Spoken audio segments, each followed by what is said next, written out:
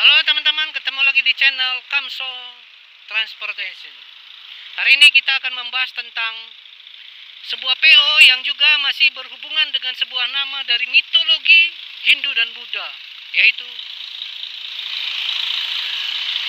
Pandawa. Mungkin Anda tidak asing dengan nama PO ini ya, Pandawa. Oke, Pandawa ini asli namanya adalah dari mitologi Hindu dan Buddha. Pandawa ini anak seorang raja dari Hastinapura di India. Anak Pandu, anak seorang raja dalam mitologi Hindu Buddha. Ya, mitologi yang berkaitan dengan para dewa. Link di deskripsi kami akan berikan. Jadi ini sebenarnya anak dewa, anak Pandu. Di dalam kisah Mahabharata, inilah awal pertama nama Pandawa itu muncul. Namun, berhubung dia sudah di Indonesia masuk di mitologi Jawa kuno, dia tetap di era Hindu dan Buddha di zaman itu, namun dia lebih namanya seorang pahlawan lah begitu di dalam mitologi Hindu di era-era Jawa kuno. Nah, sesudah masuknya era Islam, namanya kisahnya agak sedikit berbeda, tapi tetap namanya dari Hindu dan Buddha, Pandawa. Jadi itu ya kisahnya teman-teman ya. Nama-nama di era Hindu dan Buddha ini suka berubah-berubah tergantung zaman. Tapi nama Pandawa itu tidak berubah. Pandawa di dalam kisah Mahabharata, anak Pandu, anak seorang raja dari Hastinapura di India. Oke ya teman-teman ya, jadi Pandawa ini anak seorang raja. Kami akan buat link di deskripsi. Jadi ada 5 sebenarnya. Dalam kisah Hindu Buddha, di dalam perwayangan, di dalam era-era masuknya Islam, juga dia tetap berkisah. Kisahnya itu tidak akan berbeda dengan kisah yang ada di mitologi Hindu dan Buddha. Hanya berbeda begitu dia masuk Jawa kuno, dia agak sedikit berbeda kisahnya dengan kisah di Jawa kuno. Jadi teman-teman, seorang raja dari Hastinapura di India dalam kisah Mahabharata mempunyai 5 orang anak. Salah satu namanya Pandawa. Sisanya kami berikan aja di link deskripsi. Andaikan ada PO-PO di Pulau Jawa ini melengkapi nama-namanya para dewa itu, raja-raja Hastinapura yang mempunyai kekuatan para dewa, mungkin akan lebih hebat. Ini Pandawa sendiri loh ini teman-teman. Jadi kalau dalam kisahnya ini Pandawa ini berjuang sendiri di tanah Jawa. Dia membawa nama anak seorang raja hebat di perang Mahabharata. Dia berjuang sendiri nih. Ini berjuang sendiri dia. Mudah-mudahan dia kuat menghadapi gempuran-gempuran dari para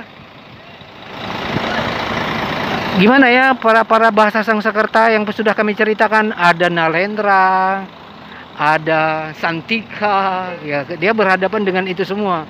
Dalam kisah Mahabharata, di kisah Hindu dan Buddha dan para dewa, itu mereka itu sebenarnya berperang semua itu.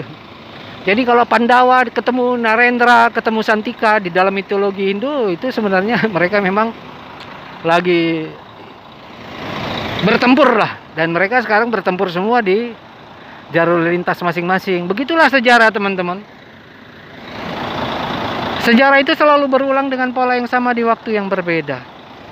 Jadi teman-teman, kami akan berikan link di deskripsi arti Pandawa. Anda bisa membaca dan Anda bisa melihat bagaimana perjuangan anak dewa, anak seorang raja dari Hastinapura yang kita implementasikan namanya Pandawa 87 ini, yang berjuang sendiri. Nggak tahu tuh di mana saudaranya yang lain. Oke ya teman-teman, mungkin sampai di sini aja dulu yang bisa kami sampaikan tentang Pandawa. Sekali lagi, Pandawa adalah anak raja dari Hastinapura, India. Di dalam kisah perang Mahabharata, perang para dewa. Dia anaknya ada 5. Itu punya kekuatan maha hebat. Kalau 5-5-nya bersatu di dalam kisah perang Mahabharata, sulit sekali ditaklukkan. Jika Anda mempelajari perang Mahabharata, Pandawa ini punya saudara yang lengkap, dan juga mereka punya power kalau lima-limanya bersatu. Oke, teman-teman, itulah yang bisa kami sampaikan. Jangan lupa like, komen, dan subscribe. Jadi sudah tahu kan arti nama Pandawa? Ini kami yakin pemiliknya mengetahui banget artinya. Arti dari nama Pandawa di dalam mitologi Hindu dan Buddha, perwayangan, dan juga di masuknya Islam di Nusantara. Kisahnya nggak akan jauh-jauh berbeda, teman-teman, dari kisah di India itu. Kalau Anda membaca kisah Perang Mahabharata dan adanya Pandawa, anak Pandu, anak Raja Hastinapura, dalam kisah itu, jika dia dipindahkan di dalam kisah perwayangan, kisahnya itu tidak akan berbeda. Jika dia juga dipisahkan di dalam kisah yang sudah masuknya agama Islam, kisahnya itu tetap sama, hanya berbeda nuansanya, nuansa Jawa, dan dia nanti bernuansa agama yang sudah ada di Indonesia Islam. Tapi kisahnya kalau dibaca, dia tetap sama. Itulah sejarah, teman-teman. Karena nama Pandawa ini tidak berubah dari zaman ke zaman.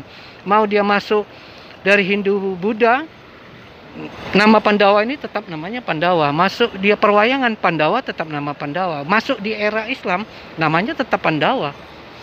Karena nama Pandawa itu aslinya ya dari era Hindu dan Buddha. Kisah pertama kan tetap dari pertama dia muncul. Nggak mungkin dia dari agama yang terakhir yang dianut, tidak mungkin.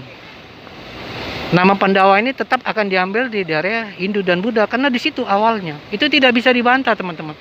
Karena catatan sejarah itu ada. Kami lampirkan di link deskripsi sehingga teman-teman tahu. Oke, teman-teman, sampai di sini dulu. Jangan lupa like dan komen dan subscribe. Kita akan berhadapan dengan nama-nama para dewa di dalam PO-PO di Nusantara, khususnya di Pulau Jawa.